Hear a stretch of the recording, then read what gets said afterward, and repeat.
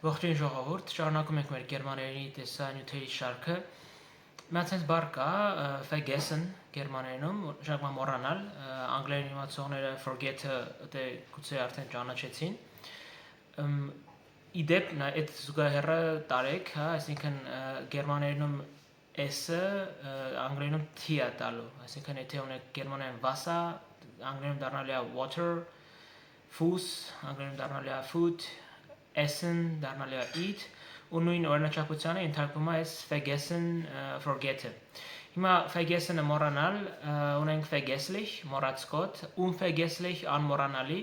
das vergiss mein nicht, անմոռուկը, ծաղիկը, բայց այս պարզ բայը մեզ հնարավորություն է տալի ունենալ մի հատ շատ հետաքրքիր կառուցվածք։ Մենք ասում ենք, չէ, er vergisst seine Pflichten, նա մոռանում է իր պարտականությունները։ Բայց ոնց ասենք, ինչ-որ մի բանի պատճառով ինչ-որ մի բան մոռանալ։ Օրինակի համար ինքան ուրախանալ, որ դրա արդյունքում, դրա պատճառով մոռանալ, ասենք, աշխատալու մասին։ Այստեղ հետաքրքիր մի հատ կառուցվածք ունենք, տրական հոլովով դնում ենք über նախտիրը, ցույց տալու այն ինչի պատճառով որ մոռանում ենք ինչ-որ բան։ Ասում ենք, sie vergaß über ihre Schwangerschaft die Politik. Ասում ենք նա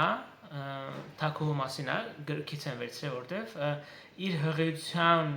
պատճառով կամ հղիության արդյունքում մոռացավ քաղաքականության մասին,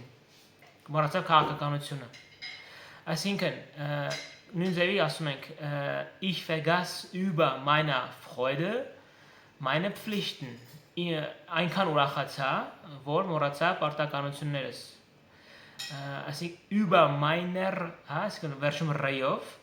über meine Freude vergaß ich meine Pflichten, կամ meine Arbeit, կամ ցանկացած այլ բան։ Այսինքն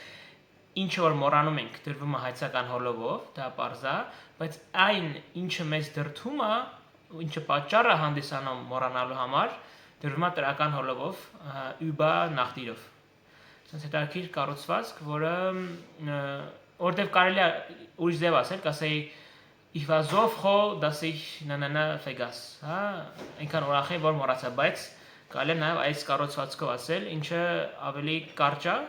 ավելի գեղեցիկ է, ավելի գրական է։ Այդպես